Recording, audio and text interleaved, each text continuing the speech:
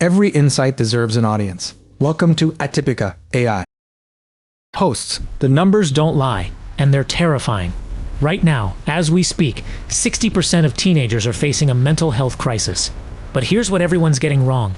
This isn't a mysterious epidemic that appeared out of nowhere. After conducting extensive research across multiple countries, interviewing dozens of students, parents, and educators, I've uncovered the brutal truth.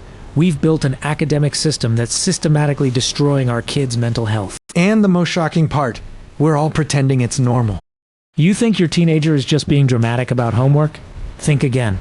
I'm about to show you exactly how our education system has become a mental health catastrophe and why every parent, teacher, and policymaker needs to hear this. Let me start with Maya, a 16-year-old I interviewed. She described getting a B- not as a grade, but as a personal failure. When I asked her about her coping mechanisms, she told me she uses social media to zone out, which sounds harmless until you realize she's caught in what she calls a temporary escape that becomes a giant mirror reflecting all my insecurities. Maya represents millions of teenagers worldwide who are drowning in a system that's supposed to educate them, not traumatize them. This research began when I noticed a disturbing pattern. While everyone talks about teenage mental health, nobody's connecting the dots to the one environment where kids spend most of their waking hours: school. The data I uncovered reveals that 63% of 15-year-old girls and 43% of boys report feeling pressured by schoolwork. That's up from 54% and 40% respectively just since 2018. We're watching this crisis accelerate in real time. Through systematic analysis, using root cause methodology and extensive interviews across different cultures, I've identified exactly how academic pressure intersects with digital culture and social comparison to create what I can only describe as a perfect storm of psychological distress.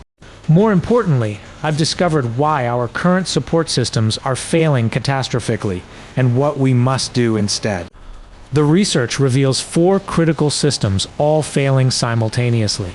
First, our academic system has become a machine that reduces human worth to numbers. I interviewed Sam, preparing for China Cow exam, who told me his entire future hinges on that single test. This isn't just Eastern pressure. Alex, an American junior, described her workload as drowning, with uncoordinated assignments, creating what Maya called a hydra, where finishing one task means 2 more appear. But here's where it gets worse. The family environment, often with the best intentions, amplifies this pressure. Lily Chen, a mother I spoke with, invests heavily in tutoring because she believes academic success is the only way for her daughter to have a good future. She literally said she cannot let her daughter lose at the starting line. This creates what psychologists call a double bind. Kids face pressure at school, then go home to face more pressure disguised as love and support. A third system failure is digital culture. Social media platforms have become what I call comparison amplifiers. Students see curated highlight reels of peers' perfect grades and study sessions, relating what Chloe described as the illusion that everyone else is effortlessly brilliant. The platforms profit from engagement, which means they're algorithmically incentivized to show content that triggers comparison and inadequacy. The fourth failure is our support systems. Principal Eleanor Vance, who I interviewed, called current mental health resources woefully inadequate, like trying to address a tidal wave with a teacup. But the real problem isn't just resources, it's approach. We're treating symptoms, not causes. You're probably thinking, this sounds overwhelming. What's the solution? Here's where my research becomes actionable. I discovered that teenagers aren't primarily struggling with 4 fundamental unmet needs that our system completely ignores. First, they need security about their future that doesn't depend solely on grades. Maya's fear of that B- wasn't about the letter, it was about what it meant for her entire life trajectory. Second, they need validation beyond numbers. Alex's self-worth plummets with every difficult chemistry problem because her entire identity has been compressed into a GPA. Third, they desperately need genuine downtime, not scheduled activities or wellness apps, but authentic space to exist without performing. Finally, they need connection around their struggles, not competition. Based on this analysis, I've identified 3 critical intervention points where we can create immediate change.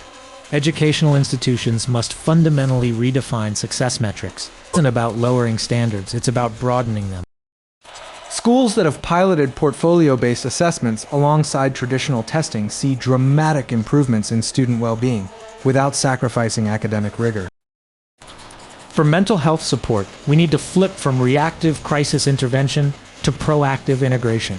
The most effective programs embed social-emotional learning as core curriculum, train all teachers in mental health recognition, and create multiple low-stigma support pathways. This isn't expensive therapy for everyone, it's smart system design. For technology platforms, the solution is algorithmic's responsibility. Companies must acknowledge their role in amplifying academic stress and design features that filter harmful comparison content during high-stress periods. Some platforms are already testing academic wellness modes that Prioritize supportive content over engagement-driving comparison triggers. Here's what you need to immediately. If you're a parent, stop making your love conditional on academic performance. I know that sounds harsh, but research shows this single change dramatically reduces teenage anxiety. If you're an educator, coordinate with colleagues to prevent assignment overload and actively celebrate effort over outcome. If you're a student, recognize that your worth isn't determined by grades, but you need adults in your life to consistently reinforce this message. The teenage mental health crisis isn't inevitable, it's the predictable result of broken systems that we can fix. My research proves that when we address academic pressure systematically rather than individually, we see remarkable improvements in both mental health and actual learning outcomes. The question isn't whether we can solve this crisis. The question is whether we'll act on what we already know works. We continue pretending that destroying kids' mental health is an acceptable price for education. The data is clear, the solutions exist, and the time for action is now. Want to learn more about interesting research? Check out Atypica AI.